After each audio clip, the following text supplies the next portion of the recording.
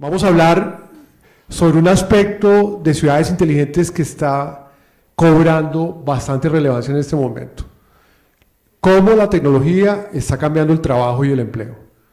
Si ustedes hacen un recuento de los temas que se vieron a lo largo de la jornada, varios de los expositores hablaron de economía digital, hablaron de millennials, hablaron de trabajo, hablaron de las transformaciones que se están generando en las industrias.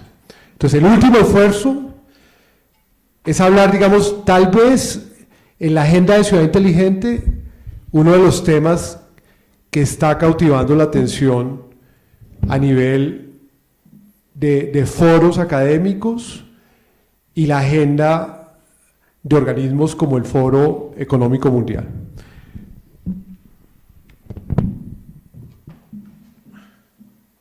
Paciencia. Ya comenzamos. Toda la atención, bueno. Sí, pero es que ellos están cansados. Perdió la voz.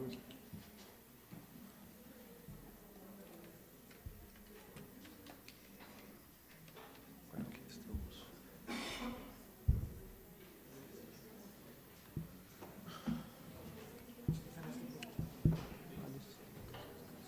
Listo.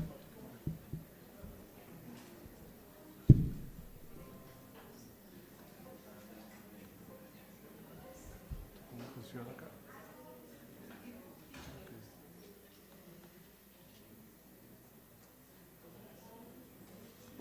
Bueno, vamos a abreviar la presentación, era un poco... Pero, ¿cuál es la idea? Son 6 preguntas, vamos a seleccionar las más relevantes.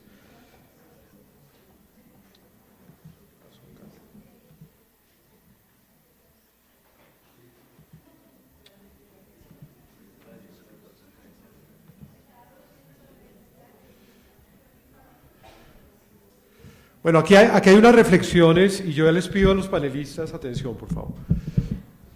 Sí, aquí la disciplina es para todos, ¿no? Entonces, ¿cuál es la idea? Vamos a propiciar un diálogo. Todos ustedes son profesionales experimentados, conocedores de temas de innovación, de tecnología, de proyectos de TIC. Entonces, vamos a propiciar, yo voy a tirar unos anzuelos, a ver si ustedes muerden el anzuelo.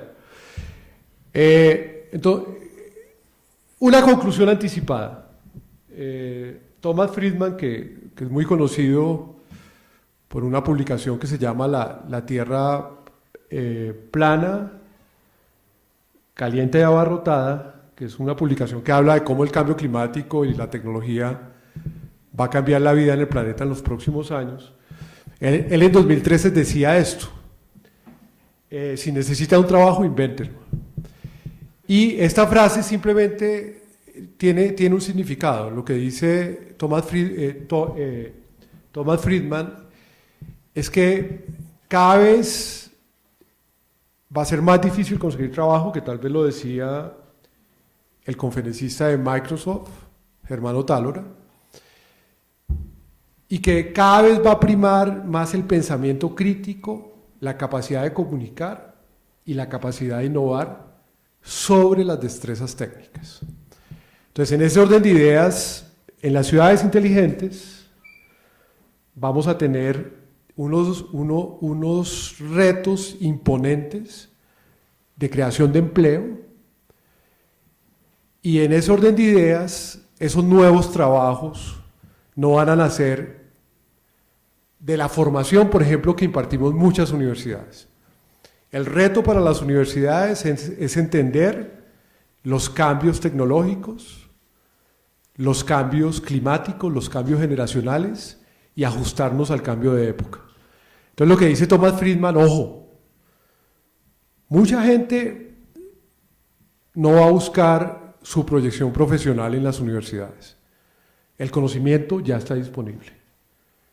O sea, ya hay personas que son conscientes que si la barrera era el conocimiento, hoy pueden hacer MOOCs o MOOCs en las mejores universidades del mundo y adquirir competencias de manera permanente. Bueno, estas son las tres tendencias que están marcando la transformación de los empleos en las ciudades. Cambio generacional, cambio climático y cambio tecnológico. O sea, estos tres cambios van de la mano. Tal vez el más fuerte es el climático, que ya no lo podemos gobernar. O sea, ese cambio es irreversible.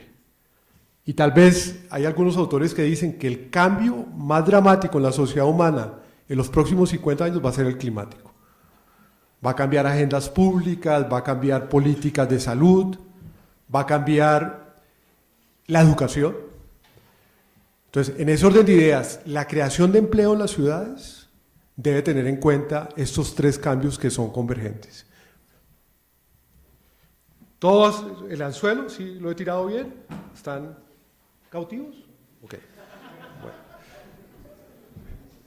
Bueno, primero el cambio tecnológico. El cambio tecnológico o sea, el cambio tecnológico pasa por estas cuatro etapas. Yo creo que ya se vieron a lo largo del día. O sea, en esta evolución de las industrias es donde va a estar el detonante de los nuevos empleos. Primera revolución industrial, máquinas a vapor. Segunda revolución industrial, electricidad. Tercera revolución industrial, TIC. Ahí es donde surge el interrogante, oiga, ¿y cuál es la cuarta? La cuarta es robótica y conectividad.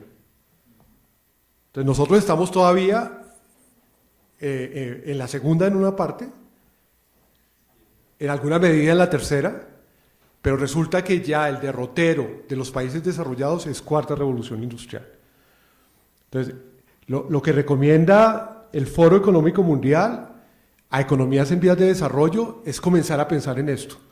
Si queremos construir ciudades inteligentes para segunda revolución industrial, ciudades inteligentes para tercera revolución industrial o ciudades inteligentes para cuarta revolución industrial.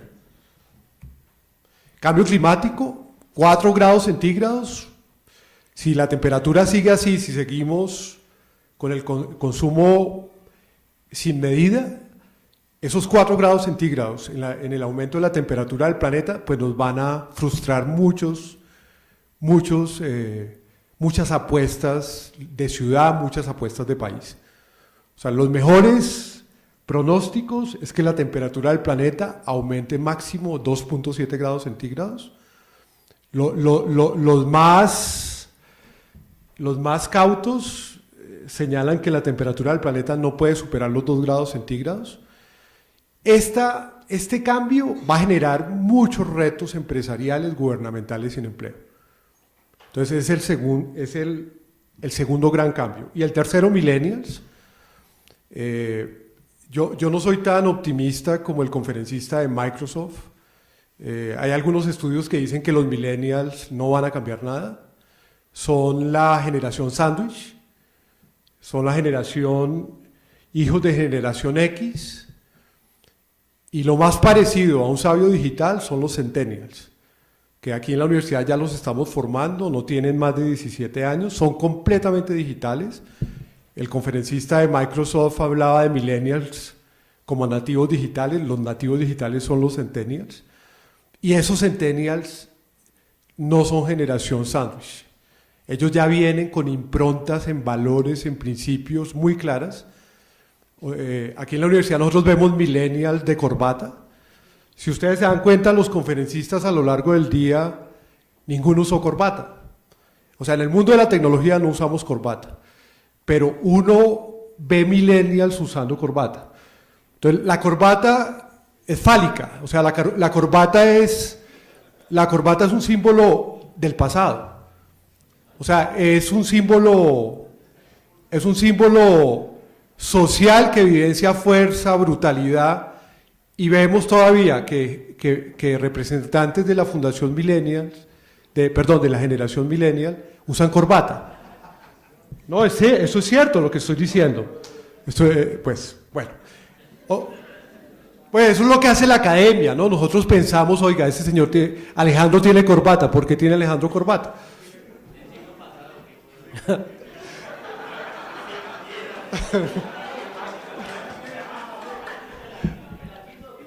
No.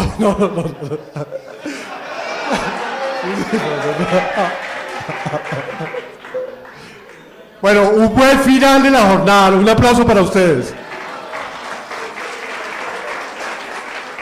Son todos comentarios respetuosos. Todos comentarios respetuosos. Bueno, ya están cautivos, nos quedamos hasta las 9 de la noche. Bueno, les estaba contando que este cambio es el más dramático desde el punto de vista social.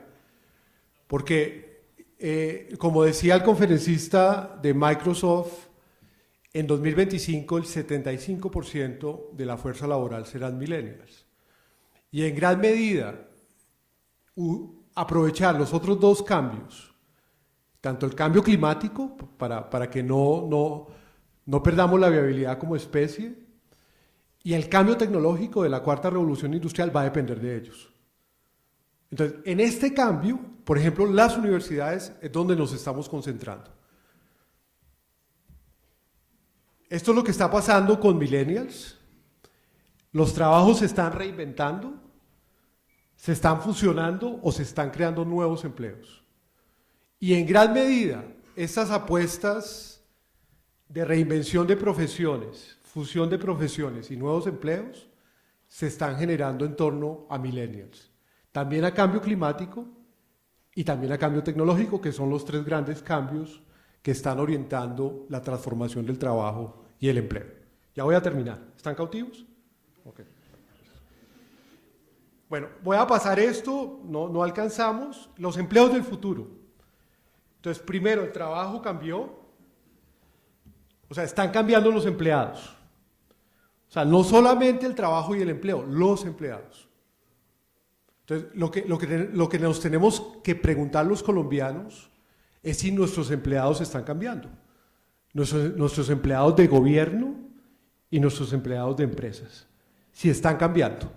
Porque yo puedo pensar en el empleo, pero ¿qué pasa en el día a día del trabajador? ¿Le está sacando provecho a la tecnología? ¿Está conectado con todo el potencial transformador y creativo de la tecnología? Es posible que yo cree un nuevo empleo y que las universidades ofrezcamos arqueología digital, o ofrezcamos carreras de cómputo forense o científicos de datos, pero realmente nuestro empleado está efectivamente adoptando nuevos comportamientos y está adoptando nuevos hábitos. Alejandro, está invitado al panel, me acabo de acordar. Pase, por favor.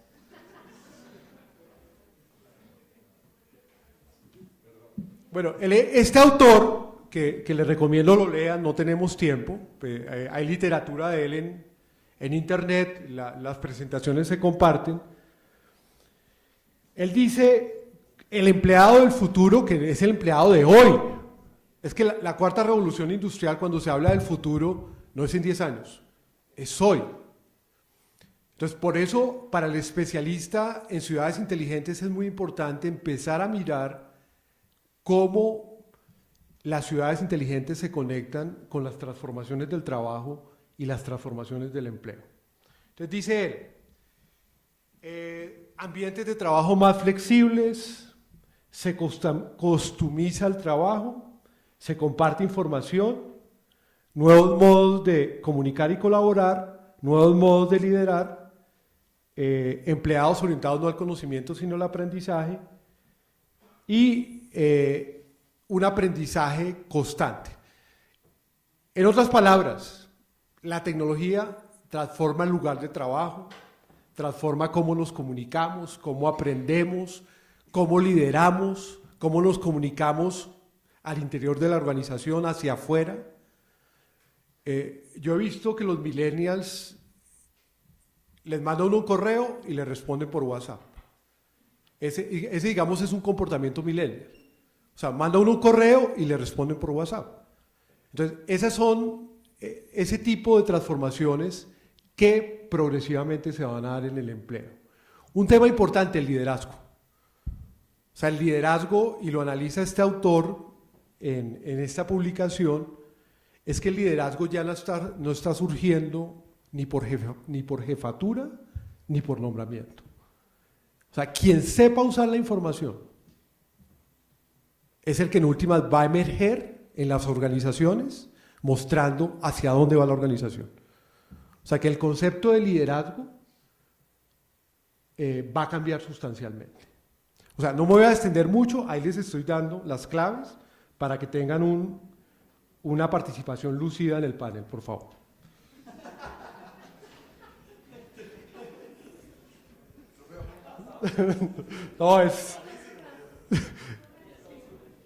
No, eso es coloquial, estilo externadista, irreverentes.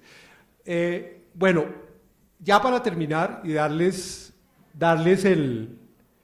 la apertura a los panelistas, bueno, una conclusión a la que llega este estudio del Foro Económico Mundial de este año es que la mayor parte de los empleos del futuro no han sido creados. Volvemos a la reflexión de Friedman al comienzo del conversatorio. O sea, si necesita un trabajo, invéntelo. O sea, no enfoque bottom-up. El enfoque top-down de creación de empleo, que es el que conocemos, también está amenazado. O sea, lo que dice Friedman es, oiga, todo se puede transformar. También el trabajo y también el empleo se puede transformar. O sea, que no hay una fórmula, un rasero de cuáles son los empleos que tienen mayor proyección en ciudades inteligentes. Cada ciudad puede construir sus modelos de trabajo y sus modelos de empleo. Estos son las 4 disciplinas más amenazadas por Big Data.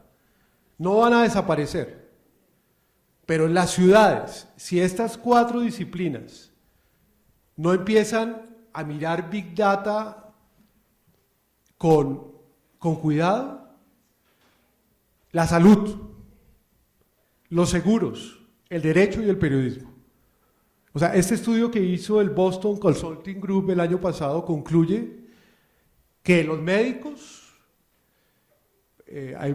colocan el caso de IBM Watson, por ejemplo, para pronósticos de cáncer, que ya en muchos casos no es necesario un médico para hacer el pronóstico de cáncer. Los seguros, los corredores de seguros, frente a Big Data es muy posible que desaparezcan, porque ya las personas van a poder tener una oferta de seguros automatizada, de acuerdo a sus necesidades. El derecho, los contratos electrónicos permiten que sistemas automatizados hagan efectivo un contrato. O sea, que un contrato ya esté programado para hacerse efectivo, sin intervención de abogados. Y el periodismo. O sea, con Big Data, muchas investigaciones periodísticas basadas en seres humanos dejan de ser relevantes.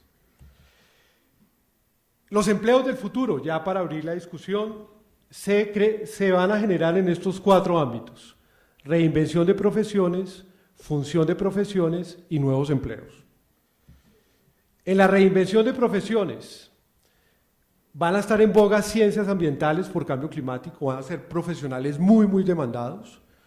En todas estas disciplinas se va a integrar datos y tecnología. Veterinaria, cada vez hay mayor sensibilidad con la protección animal.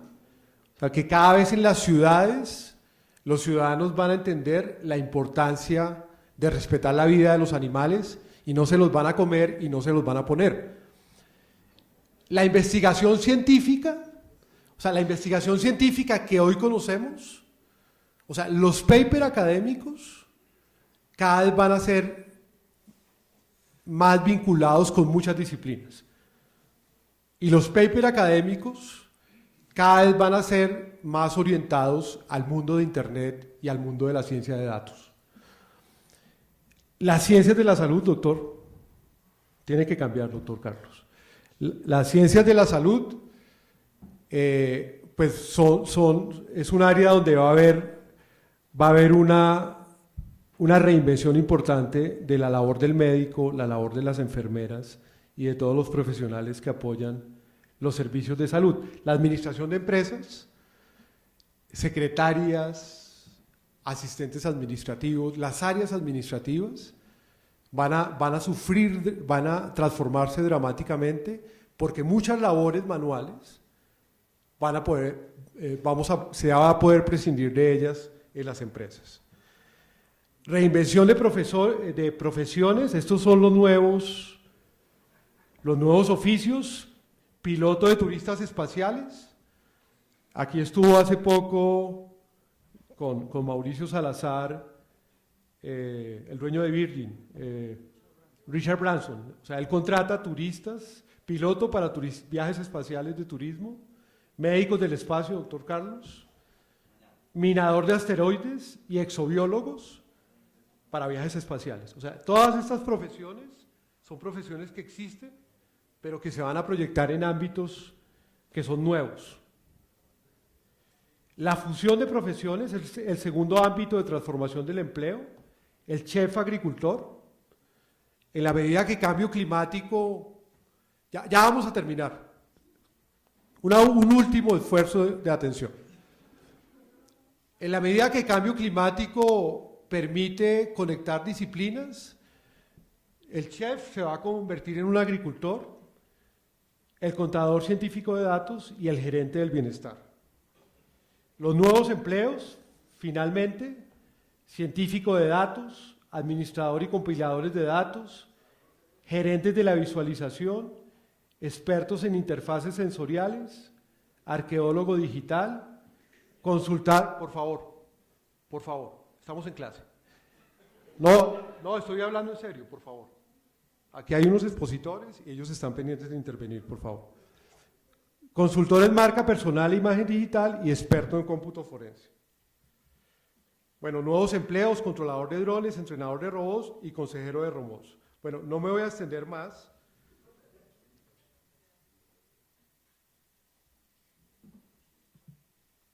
Entonces vamos a invitar a los panelistas a responder las 6 preguntas.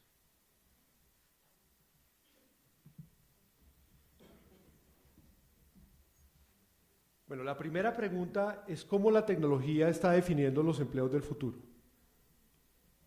¿Quién quiere participar? Miguel, por favor. Pues le agarro los anzuelos que nos tiró y se los devuelvo. Con la revolución industrial de cuarta generación, y lo vi hace pocos días porque Jacob Morgan publicó en el Financial Times un artículo muy interesante en el que nos invitaba a que desde la academia empecemos a preguntarnos si realmente el empleo va a seguir siendo el motor que mueve la dinámica de la economía. Y planteaba una cosa que era muy interesante, y es que a futuro el empleo va a desaparecer. Y lo que tenemos que hacer en la academia es empezar a mirar en esa perspectiva y a resolver lo que va a ocurrir cuando el empleo empiece a desaparecer como motor de la economía, y pensar en el empleo ya como con una dinámica distinta. Entonces él ya no hablaba de empleos, sino que hablaba de el empleo como un premio. Y hablaba de que el empleo como motor de la economía iba a desaparecer. Entonces un poco la invitación que le hacía en ese artículo era, sí, pensemos en los empleos ahora y en lo que viene en los próximos días, pero empecemos a pensar que cosas como la cibernética, la robótica, van a acabar con el empleo, y lo que van a hacer es que nosotros redefinamos ese concepto y empecemos a pensar en función de si eso es realmente ahora un premio, o va a ser en un futuro muy cercano un premio y no simplemente un motor de la dinámica económica del mundo. Entonces planteaba un reto interesante para la academia y para pues ustedes que están formándose en este momento y produciendo conocimiento alrededor de las tecnologías de información y comunicaciones frente a eso. Realmente el empleo, lo que va a ocurrir con el empleo con esta cuarta revolución y lo que viene es que desaparezca. Entonces lo planteo, lo dejo ahí para que muchas de los trabajos de grado empiecen a girar en torno a ese tipo de cosas, que son preguntas absolutamente válidas si empezamos a pensar ya en esa cuarta revolución industrial, porque pues puede llegar a ser que el empleo empiece a convertirse ya no en un empleo, ya no se hable de empleo como tal, sino simplemente un premio, el empezar a encontrar cosas para moverse en la economía, porque ya todo está resuelto a través de la robótica, de la cibernética, y dicen en Europa que ya vamos para allá y que vamos a estar allá en muy corto tiempo. Por lo menos ellos con agricultura 4.0, con robótica 4.0 en Alemania, ese tipo de cosas, ya están trabajando en eso y ya están empezando a desaparecer muchos de los empleos y empezando como a revertir esa dinámica que traía el tema. Eso era un poco lo que quería como ¿Alguien quiere complementarla? Como apocalíptico, ¿no? Es un poco apocalíptico, pero es una realidad que deberíamos empezar a pensar para prepararnos a futuro frente a algo que podría llegar a ser el escenario. Sí, sí, sí. Yo quiero hablar acerca pues, de la experiencia personal. Y yo no soy educador ni trabajo en el gobierno, tal vez soy el que menos sé del tema, pero en la compañía mía que ustedes vieron esta mañana y los que no vinieron, pues trabajamos en consultoría en tecnologías de información para el sector salud y en prestación alternativa de servicios médicos. Me he encontrado que es difícil conseguir gente. Y la forma en que uno evalúa las capacidades para conseguir personas dentro del equipo de trabajo de nosotros van más allá de las normas, de las reglas normales de los recursos humanos. Entonces, buscar médicos que les guste la tecnología o las tecnologías de información es un poco escaso. Tal vez la medicina es una de las profesiones más alejadas de las tecnologías de información. Y buscar ingenieros que pues es más fácil, pero no lo es tanto, que les guste la salud o que tengan esa experiencia, no es fácil. Entonces hemos encontrado hibridaciones al interior de la empresa, como uno de los mejores desarrolladores de nosotros de interfaces era un muchacho de último semestre de biología. Y muchos incluso de personas que trabajan en el equipo de trabajo dentro de ingeniería no son ingenieros. Y hay incluso un médico que tuvimos hasta hace poco que programaba. Entonces realmente una de las principales características de las personas que trabajaban en los equipos de trabajo era la capacidad que tenían de asumir, de procesar, de digerir el conocimiento nuevo y de poder hacer interacción entre los unos y los otros y generar equipos multidisciplinarios para construir un producto, para construir soluciones entre ellos. ¿Alguien más? Juan. Gracias. Mientras estábamos preparando como estas preguntas y con Carolina nos tomamos un tiempo interesante de conversar sobre el tema, cuando hablamos de cómo la tecnología está definiendo los empleos del futuro, me vino a mente la historia de Ned Ludd, que entre 1805 y 1815 se dedicó a destruir máquinas y creó un movimiento que se llamaba los Luditas, los Luddites. Los Luditas, cuando ven la primera máquina de vapor que reemplazaba el trabajo que ellos podían hacer, su reacción inmediata fue: esa máquina hay que acabarla. Y entonces hacían sabotaje en las noches. Y su ritual era, se ponían unas máscaras y salían y acababan con las máquinas, un poco tratando de mantener vigente la idea del trabajo físico, laboral, no se puede acabar porque esa máquina me va a quitar mi trabajo. Cuando a mí me dicen que el trabajo va a desaparecer, y con Carolina hablábamos del tema, y bueno, ella nos invitó a discutir el tema sobre inteligencia artificial y tal, yo pensaba, en el fondo todos tenemos un ludita que dice, ¿y la papa qué? O sea, ¿y yo qué voy a comer?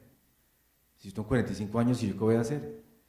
Entonces ese discurso de la tecnología que va a cambiar el trabajo va de la mano de un comportamiento primitivo que tenemos que superar, que yo no sé cómo hacerlo, no creo que este sea el espacio de discutirlo, y es el cerebro lagarto que dice: yo me defiendo, y yo hago todo lo posible para que eso no pase, y correo electrónico que me llegue no lo contesto, y cuando lo contesto, correo a mí, no me llegó, será el servidor, y empieza todo un discurso. No hemos podido todavía recibir correctamente las tecnologías que tenemos a la mano hoy, pues para que el correo electrónico sirva. Se inventaron Slack, o sea, estamos viendo hoy que ya hay reacciones a un acto que tenemos nosotros de resistencia frente al concepto de futuro y de transformaciones de paradigmas. Entonces creo que hay de la mano un tema muy interesante que va de la mano de otras cosas, ciencias del comportamiento, otras cosas que tienen que entrar en este paradigma y en esta matriz tan compleja, porque no es solo la idea de traer una tecnología y eso va a transformar el trabajo. No, para nosotros el trabajo todavía tiene unas cosas muy cableadas dentro de nosotros que hay que empezar a resolver. Colombia no ha podido superar el concepto de meritocracia. Imagínense cómo vamos a entrar en el concepto de tecnología. O sea, para nosotros la rosca todavía es la única manera de habilitar el trabajo. Hay ahí todavía unos tejidos que hay que resolver antes de siquiera meternos en este espacio como tan interesante. ¿Alguien más? Doctor Luis, Diego. Gracias. Alejandro, perdón. Bueno, yo no soy colombiano, yo soy mexicano, también para los que estuvieron en la mañana que me vieron por aquí decir mis tonterías. Yo creo que definitivamente la humanidad va a evolucionar, la tecnología viene a cambiar y a hacer que las cosas sean más fáciles. Hay una película que se llama Charlie, la fábrica de chocolates, con Johnny Depp, ¿alguien la vio? ¿Sí? ¿Qué hacía el papá del niño de Charlie en la fábrica? Perfecto. Y les preguntaba, ¿qué hacía el papá del niño de Charlie en la película, en la fábrica? ¿Alguien se acuerda? ¿A qué se dedicaba? No. El señor, ¿perdón? Las tapas. El señor, su trabajo, trabajaba en una fábrica, creo que era como de pasta de dientes, y su trabajo era ponerle la tapita a cada pasta de dientes que iba pasando. Pasaba una y le ponían la tapita. Pasaba otra y le ponía la tapita. Y un día llega una máquina y la máquina pone tapitas automáticamente y el señor se queda viendo y ahora, y se lo llevan a Recursos Humanos y dice gracias por participar y se va para su casa. Entonces, eso sucede en todas las civilizaciones, sucede en todas las cosas y ha venido sucediendo siempre. Más sin embargo, el trabajo y la gente evolucionamos para poder hacer que las cosas nos adecuemos a lo que estamos viviendo en ese momento. La gente marca la diferencia a la tecnología. Hay quien usa una cuchara para escarbar, porque se le ocurrió que eso lo hacía más fácil y alguien tomó eso como ejemplo para poder hacer una pala más grande y de ahí desarrollar algo para escarbar. Y de ahí te vas yendo. Entonces, la tecnología no hace ni viene a sustituir. Mi visión no es sustituir el trabajo. La gente va a seguir teniendo la necesidad de usar la tecnología para poder desarrollar y reinventar mejores formas de hacer las cosas con la tecnología que tenemos ahorita y posteriormente pues desarrollar nueva tecnología para cambiarla. Sí, yo creo, respondiéndole a Juan, que si un millennial tiene 3 dispositivos, si un centennial 5, la transformación es inevitable, Juan, yo creo. O sea, se calcula que un centennial tiene 5 dispositivos. Y esos dispositivos pues, van a transformar su relación social, su relación con el empleo. Doctor Luis. Muy interesante el aporte que haces. Yo sí creo que las universidades, y yo que soy el director de tecnología del externado, las universidades se están adaptando a esos procesos, porque es una temática de TOC, no es si se quiere o no se quiere. Vemos nomás la universidad que se está generando procesos para llevar carreras a 4 años. ¿Y por qué se llevan a 4 años? Porque el tema en un momento dado de electricidad tomó 100 años, la telefonía tomó 50 años, internet tomó 10 años. Si a mí me toma una carrera 5 años, lo que yo estoy aprendiendo cuando salgo a ese mercado ya puede ser obsoleto. Entonces las universidades ya están comenzando a migrar, la universidad específicamente el externado está comenzando a ver carreras a 4 años y es por esa misma temática. Lo segundo es construcción de carreras totalmente adaptativas y es lo que comentabas. Una persona de ciencias en cursos de tecnología, haciendo cursos de programación. Cada vez uno va a comenzar a construir sus propios pensum. Y otra temática que se viene muy fuerte es el tema de educación virtual, donde vamos a tener dobles, triples y un sinnúmero de titulaciones al mismo tiempo, porque vamos a poder colocar créditos de distintas universidades para distintas necesidades que uno necesite y que encuentre o que genere eso un nuevo empleo. Bueno, muchas gracias. Vamos a pasar a la siguiente pregunta. Desde su experiencia, ¿qué empleos del futuro consideran ustedes que van a tener mayor impacto en empresas y gobiernos? Sin duda alguna el tema de los científicos de datos va a ser un empleo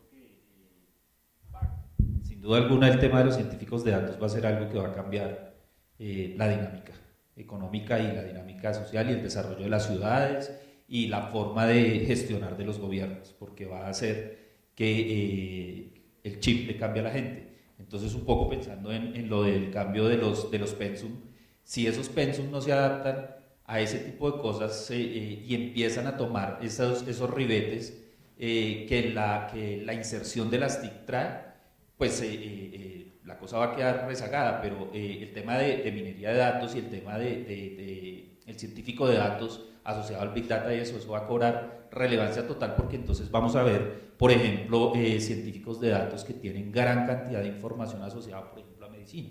Pero además de asociarla al tema médico o al tema de la salud, van a tener que asociarlo al tema de cambio climático. Y entonces digamos que la dinámica va a cambiar. Sin duda alguna, ese es un empleo que no solamente va a cambiar las formas de gobierno, sino que va a cambiar la vida diaria. Esa va a ser una de las carreras del futuro, o uno de los empleos del futuro. Alejandro. Entiendo que todavía no. En los 60 se hablaba mucho de que el licenciado administrador, todos debíamos de ser administradores porque era lo que venía, saber administrar era fantástico, ya sabes administrar, vas a ser administrador de empresas, wow, olvídate. Todos llegamos a un momento que todos tenemos que de alguna forma saber administrar. Científico de datos, va a llegar un momento que todos vamos a tener que ser científico de datos en nuestro puesto, en nuestro trabajo. Si no sabemos analizar los datos que tenemos y no contestamos las preguntas de negocio que está esperando la organización de mí, entonces yo no voy a ser necesario y van a necesitar a alguien que pueda analizar la información que yo tengo para poder dar esas respuestas y ser más proactivo y generar más plata en la organización de lo que yo estoy haciendo. Ahora, el tener las herramientas correctas para poder hacer ese trabajo es lo indispensable y vital. Si no tienes las herramientas correctas, vas a tener toneladas y filas de datos que no vas a saber qué diablos hacer con ellos. Entonces, la idea es tener las herramientas correctas para aprender a analizar los datos y contestar preguntas de negocio, de información estructurada, no estructurada, de todo tipo. Sí, Carlos preguntaba hace un momento si hay profesiones o posgrados sobre científicos de datos. No, uno pensaría, Carlos, que ese tipo de competencias se pueden desarrollar por fuera del ámbito universitario. Si uno mira el caso de los MOOCs que hay en Coursera o que hay en Open University, muchos se están orientando a ciencia de datos.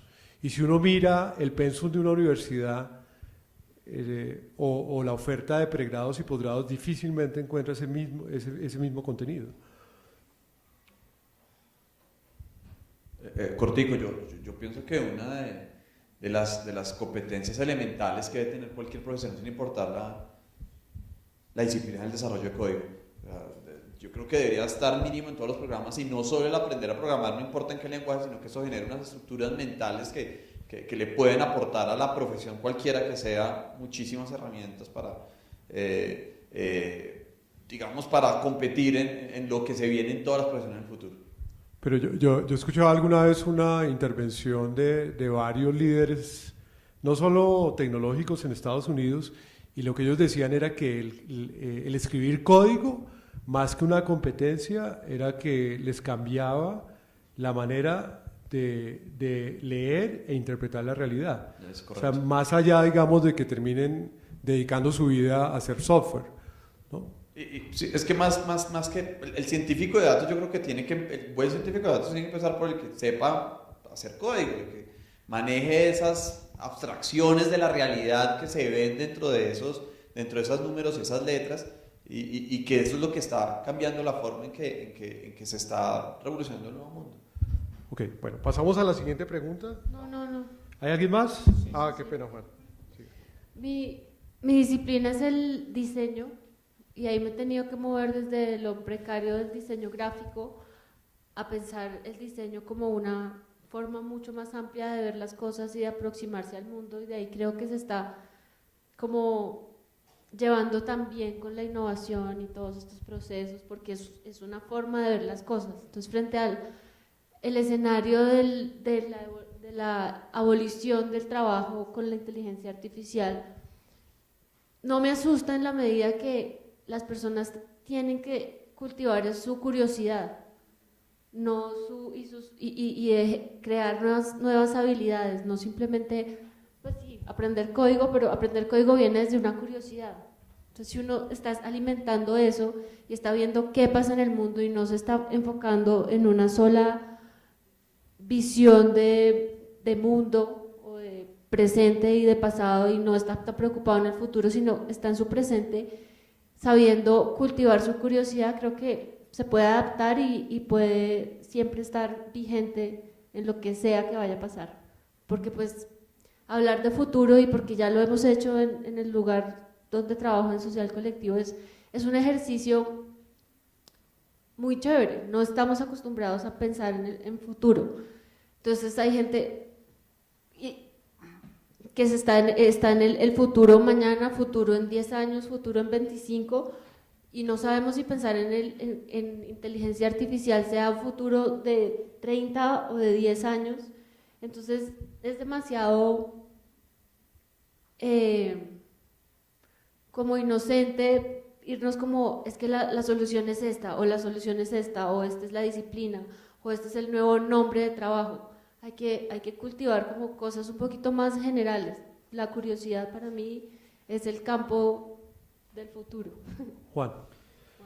En la comunicación de invitación había la palabra debate, entonces me voy a personar un poco del ejercicio de tratar de meterle picante al asunto para que podamos debatir, porque si no vamos a estar todos de acuerdo, todos pensamos sí, hay que hacer eso, y yo creo que también en el ejercicio académico se lleven ustedes en su maletica cosas del mismo debate. Para mí, la palabra clave aquí o el concepto clave es mayor impacto en las empresas.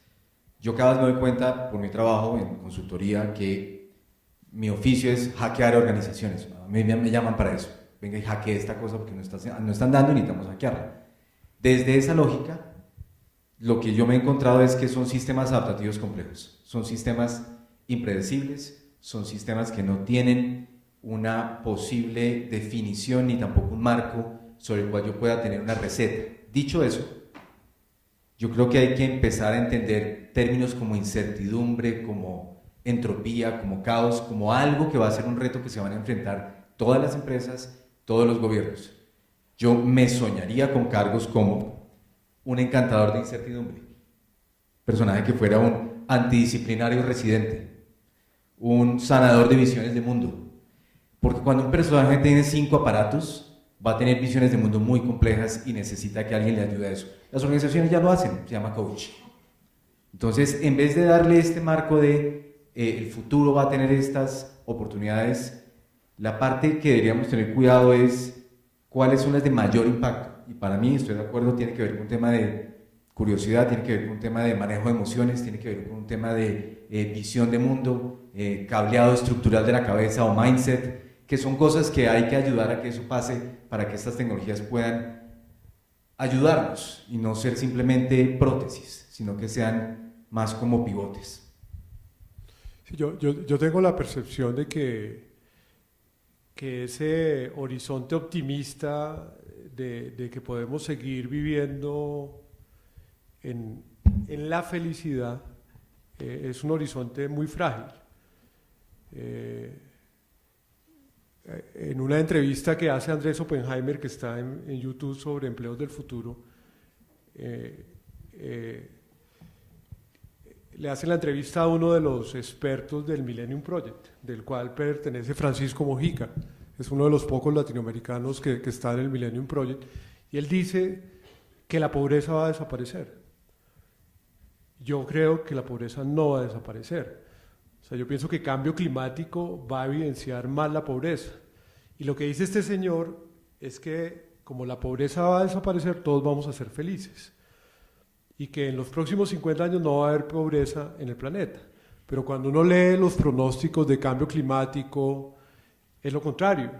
El señor del Millennium Project dice que las guerras van a acabar, que cada vez en las ciudades vamos a ser menos violentos. Pareciera que hay una visión científica que muestra una utopía urbana y en esa utopía urbana se montan ofertas comerciales de tecnología, ofertas comerciales de empleo y pareciera que nos están vendiendo, por ejemplo, en ciertos medios de comunicación, que el mundo cada vez va a ser mejor. Entonces yo me pregunto hasta qué punto esos empleos que comenta Juan van a ser realidad, cuando nosotros desde la academia vemos un pronóstico que no necesariamente es tan esperanzador.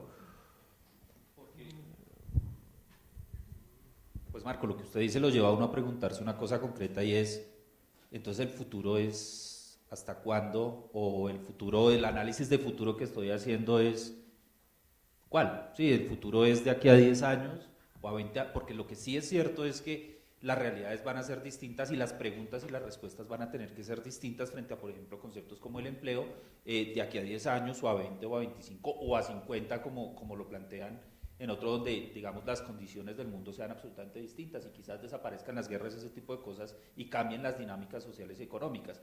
Entonces habría que preguntarse y también como partir en la discusión de qué estamos pensando como futuro a 10 años, a 20, porque muy seguramente a 10 años las realidades aquí en Colombia, en términos de empleo, no van a cambiar.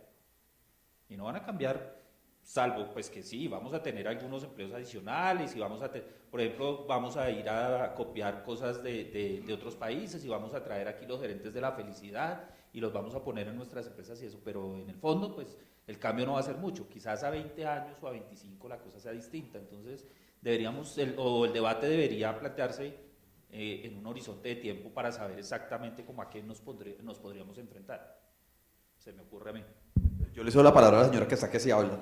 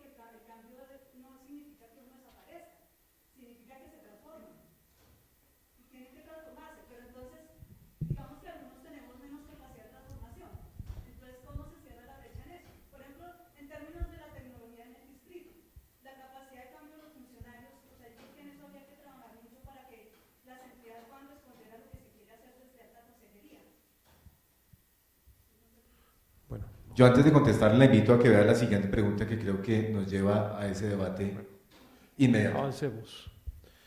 ¿Colombia se encuentra preparada para integrar en su economía los empleos del futuro? Yo me encontré con un cuadernito que venden ustedes acá, muy interesante.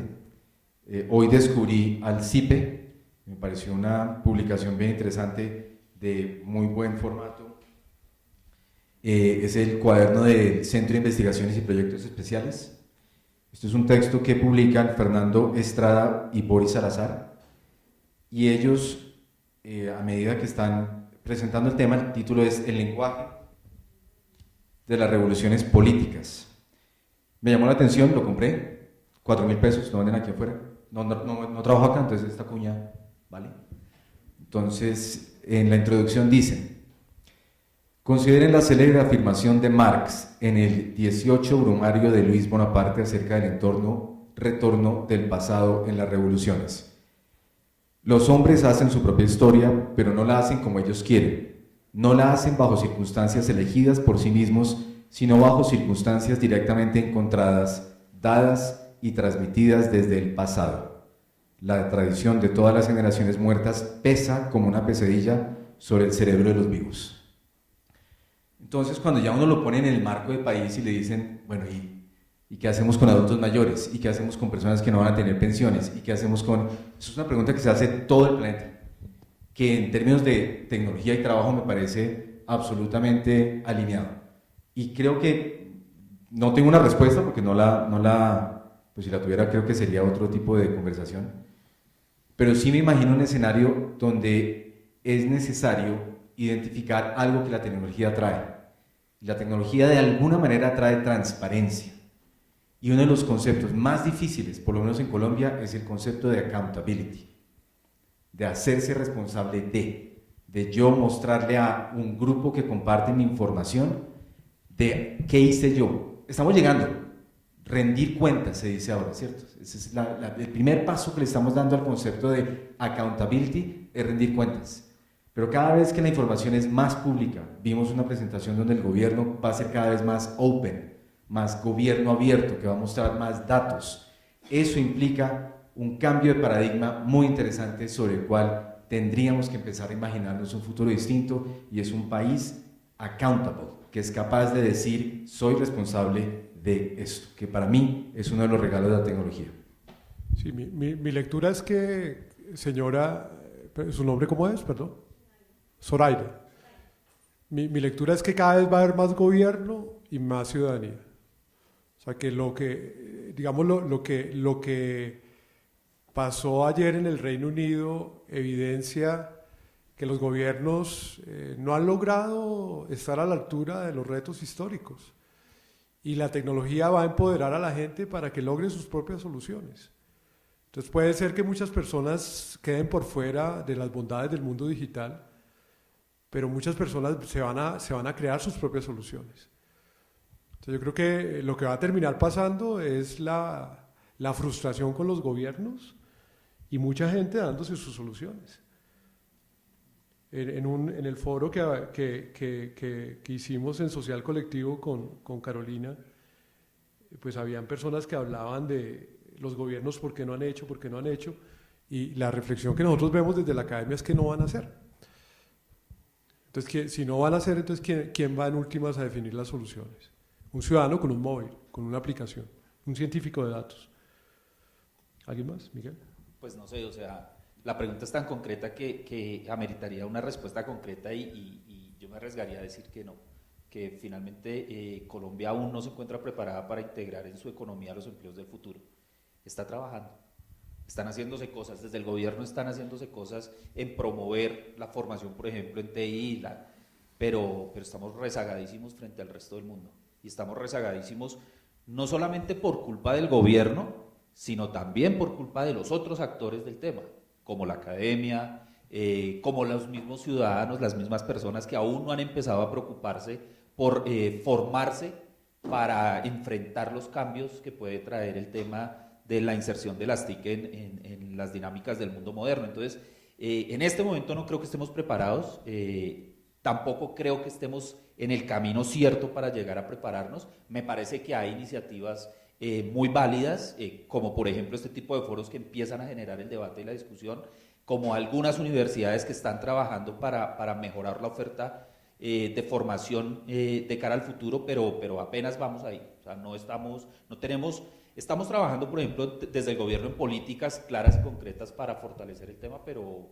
eso aún no produce los resultados que uno esperaría, y lo ve uno en las estadísticas, de formación de doctores, lo ve uno en las estadísticas de formación de posgrado en la ciudad, por ejemplo, en Bogotá, y lo ve aún más en las estadísticas de formación en temas de pregrado, donde siguen siendo muy aceptadas y con mucha clientela las carreras tradicionales como el derecho, como la contaduría, y pues es una realidad de apuño que no podemos desconocer, y no podemos desconocer que tampoco se está dando el debate real de cara al futuro. O sea, es un tema que apenas está empezando como a hacerse visible, y que muy seguramente traerá soluciones, pero no sé si sean tan de corto plazo. No quiero ponerle una visión fatalista al asunto, pero pues me parece que por ahí va la cosa. Ya se está ausentando la gente, entendemos que ha sido una jornada agotadora. Vamos a hacer 2 preguntas más y al final dejamos el espacio para preguntas del público. Bueno, una última pregunta, pues esta semana... Yo quisiera nada más qué pena, rápidamente sobre, dado que yo estoy viendo la trinchera desde afuera porque yo soy mexicano, tengo la suerte de dirigir operaciones para Tableau Software en poco más de 15 países. Yo trabajo actualmente en todo Centroamérica, el Caribe, Colombia y Venezuela. Entonces a mí me toca llegar a conocer lo que están haciendo las empresas de todos estos países. No saben lo que tienen. Colombia, de todo mi territorio, es el área de mayor potencial y de mayor desarrollo y ustedes están viendo hacia lo malo, hacia lo que no, en lugar de ver hacia lo que sí. El nivel de empresas que está desarrollando y trabajándose en Colombia verdaderamente están viendo mucho más allá de lo que muchos de ustedes creen, mucho más allá. Y están listos y están preparados y están pensando hacia lo que sigue y están aún y en mal tiempo invirtiendo en tecnología para crecer en todo ese modelo. Y hay muchos países que de plano no quieren hacerlo, no tienen la posibilidad ni les interesa, porque esa es la forma en la que lo han hecho durante los últimos 40 años y no desean cambiar. Aquí hay un desarrollo, hay una visión de cambio, se está invirtiendo, se está creciendo, las empresas siguen contratando, siguen necesitando gente. ¿Y qué tipo, qué perfil de gente van a necesitar? Pues la gente que esté pensando como un data science, porque necesito a alguien que pueda desarrollar ese empleo de una manera diferente, más eficiente, más productiva y genere más plata en la compañía. Punto. Bueno, muy buena la intervención. ¿Alguien más va a intervenir? Bueno, vamos a hacer 2 preguntas más y cerramos el foro con la pregunta del participante. Bueno, la última pregunta, el posconflicto. O sea, se muestran cifras que evidencian un crecimiento de la economía una vez que se efectivamente cese la guerra. ¿Cómo ven ustedes ese escenario de posconflicto para los empleos del futuro? Difícil, ¿no? Es difícil contestar algo. Y es que cualquier escenario de futuro hoy es completamente sería irresponsable emitir cualquier concepto como claro frente a esto.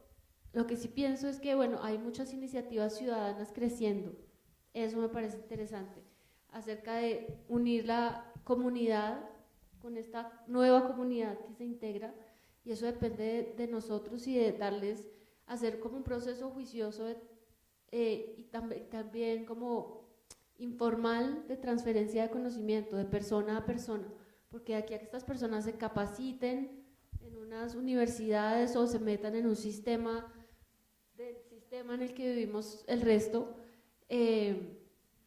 pues no va a haber futuro, ¿cierto? Pero si cada uno de nosotros se concentra en transmitir lo que sabe, desde el emprendimiento, desde las ciencias, desde las humanidades, y dejan como el miedo a esto que está pasando y se comprometen más desde la ciudadanía, ahí veo que habría como una integración un poquito más amable, sin miedo, frente a este tema, y hablando como una ciudadana y desde mi experiencia con todos estos temas de conocimiento. Por ahí tiene que ir, transferencia de conocimiento. Yo los invito a una lectura del futuro de los próximos meses del posconflicto, porque no me atrevería igual que Carolina a pensar nada más que eso, porque anoche pasó una cosa muy curiosa.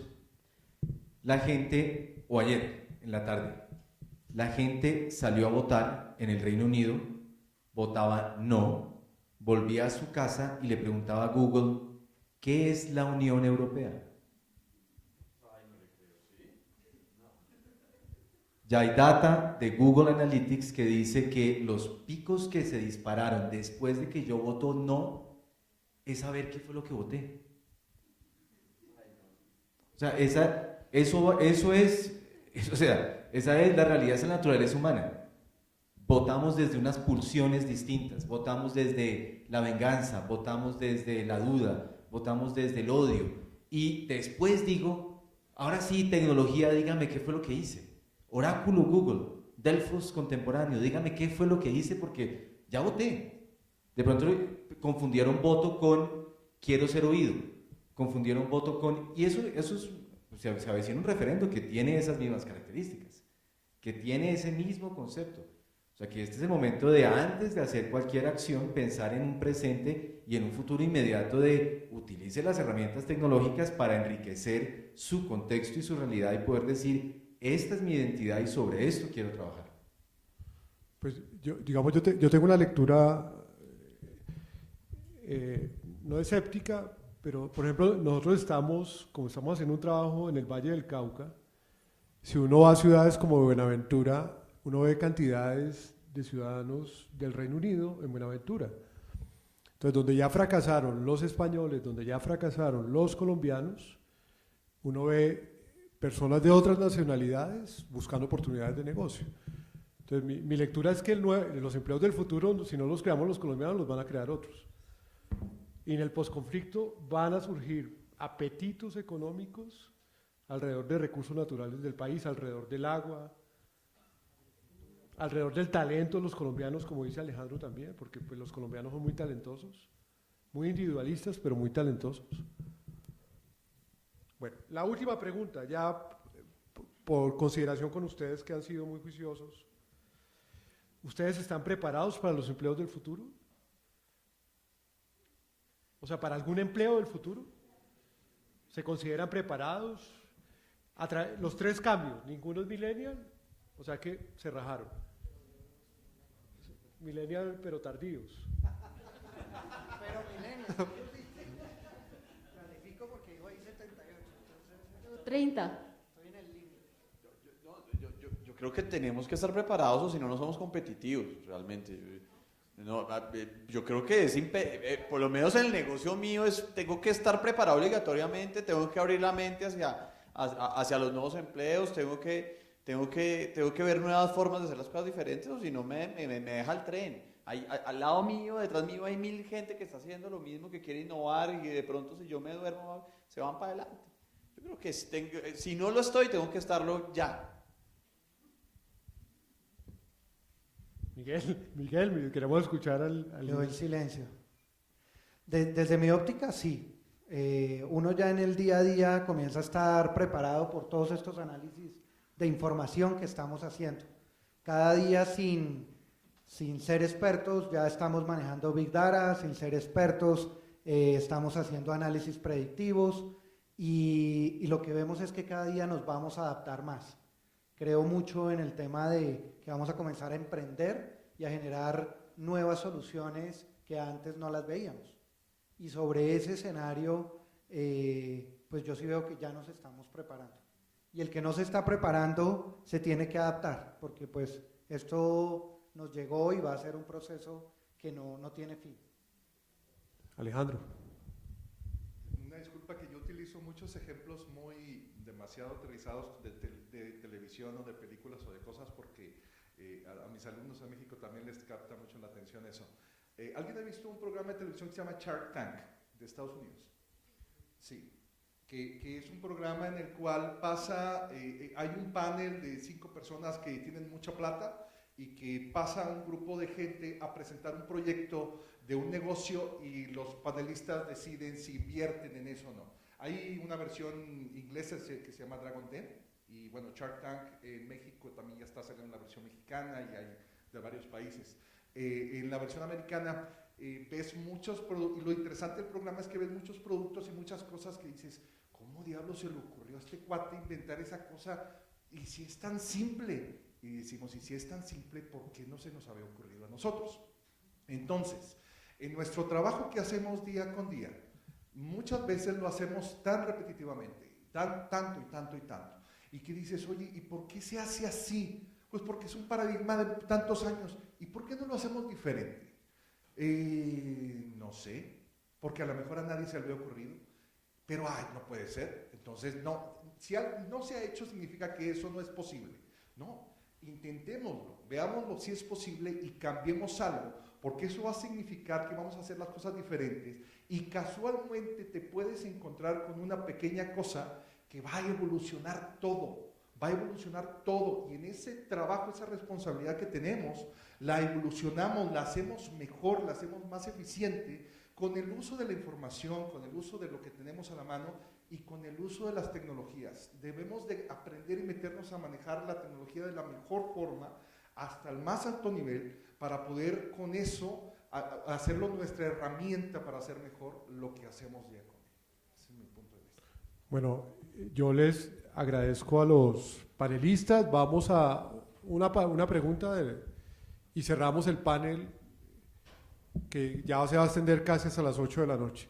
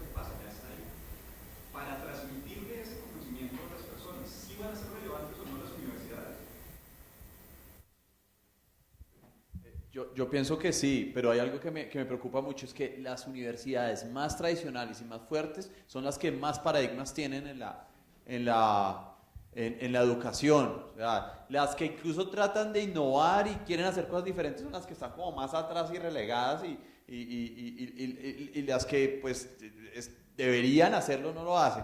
Yo creo que la respuesta es un sí rotundo. En la universidad está la respuesta, pero se tienen que sacudir, ¿no? Se tienen que sacudir. Yo tengo la lectura, que, por ejemplo, en Colombia, con el tema de la paz, hay 5 universidades, por ejemplo en Bogotá, que están muy interesadas en que pase algo bueno con la paz. Entonces creo que las universidades solían estar muy alejadas de los procesos sociales sustanciales del país. Entonces creo que ese es un buen comienzo, o sea, que las universidades empiecen a manifestar liderazgo con relación a temas sensibles que le tocan a todos los colombianos.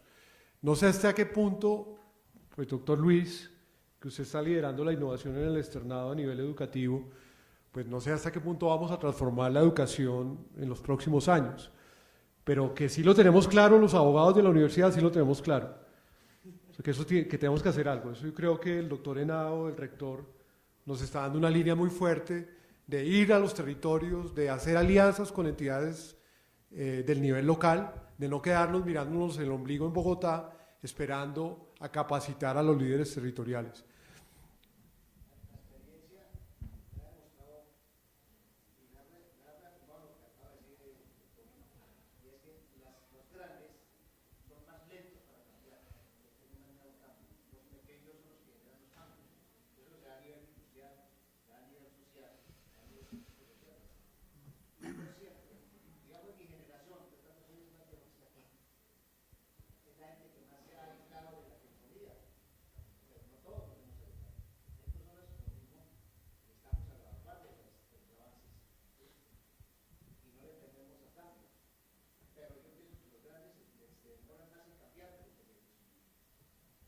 Yo tengo una consideración con la pregunta que haces y va enfocado a que las universidades por complejo, y uniendo la respuesta que está dando, por complejo que sea, va a ser necesario hacer ese proceso.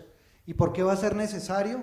Porque si no, la gente va a salir a buscar eso en otras universidades, pero ya no universidades locales, sino universidades por fuera del país, porque ya se está ofreciendo esa demanda. Y como se ofrece esa demanda, si las universidades no se transforman para tomarla, pues la van a tomar otras universidades. Y en eso sí puede pasar que unas grandes desaparezcan, otras pequeñas crezcan. Es un proceso evolutivo, pero lo tenemos que hacer. Y desde la óptica de la universidad, y confirmo el lineamiento que está dando la rectoría, es iniciar esos procesos de transformación, porque pues ya es necesario, y si no, pues la misma universidad se va a quedar y entraríamos dentro de esa pesadez que estás hablando. A mí me parece que si la academia sale de las aulas, eso se puede lograr, si no, no. El tema es que la academia entienda que para producir conocimiento y para, pues tiene que acercarse no solamente a la gente, sino a las empresas, que tiene que acercarse a la realidad y no permanecer en el aula, digamos, echando globos acerca de un tema, pues porque a veces, y eso lo ve uno mucho en la vida cotidiana, pues uno ve un maestro que es muy bueno, el tipo se ha leído 50 libros, sabe pues lo habido y por haber, pero el tipo no sabe cómo funciona una empresa en la realidad, y las empresas en la realidad, por ejemplo, funcionan de una manera muy distinta a cómo funcionan en los libros. La única manera es que la academia salga de las aulas y empiece a insertarse en el mundo real para que pueda entender cómo es que se están viendo las dinámicas del cambio allá y cómo puede influir en esas dinámicas. De lo contrario, digamos, pues van a seguir esas carreras tradicionales y pues más en países como el nuestro, donde pues la gente cree que da mucho prestigio estudiar. Bueno, no voy a mencionar una profesión en particular. Digamos, pero, pues, ya para cerrar el foro, porque creo que ya es... Simplemente decirle que el concepto de universidad también está cambiando. Creo que que hay que también revisar qué se entiende por universidad. Ya hay universidades sin profesores, o sea, ya se están promoviendo universidades de coworking, son los estudiantes los que crean el conocimiento. La Universidad de la Singularidad, por ejemplo, que está orientada a los problemas del planeta, son programas no, doctor, no de 4 años, sino de 2 semanas. Entonces el concepto de universidad también se está replanteando. Entonces, yo creo que también a las universidades pues les va a tocar replantear qué significa ser universidad, ¿no? Bueno, muchas gracias, un aplauso para todos ustedes.